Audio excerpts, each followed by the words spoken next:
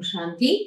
அவ்யக்த சமிகை 22 ஆகஸ்ட் 2025. பாப்தாதாவினுடைய அன்பான அறிவுரைகள். जैसे लौकिक रीति से कोई किसके स्नेह में लवलीन होता है तो चेहरे से, नयनों से, वाणी से अनुभव होता है कि यह लवलीन है, आशिक है। ऐसे जिस समय स्टेज पर आते हो तो जितना अपने अंदर बाप का स्नेह इमर्ज होगा उतना स्नेह का बाण औरों को भी स्नेह में घायल कर देगा.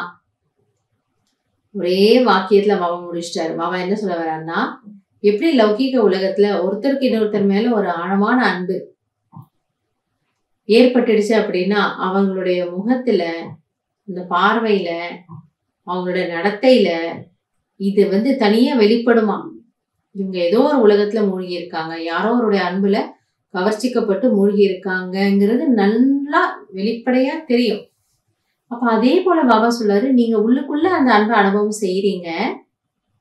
ஆனா எப்ப நீங்க அது காரியத்துல வர்றீங்களோ, நடைமுறையில நீங்க பிறரோட சம்பந்தம் தொடர்புல வர்றீங்களோ, அப்ப நீங்க அங்க எப்படி ஒருத்தர் இன்னொருத்தர் அன்புல மூழ்கி இருந்தா அவங்க பேச்சுல ஒரு குஷி தெரியுது, ஒரு நஷா தெரியுது, ஒரு நம்பிக்கை இருக்கும். என் லைஃப்ல எனக்கு ஏதோ பெருசா அவனுக்கு கிடைச்சிருச்சு அப்படின்ட்டு.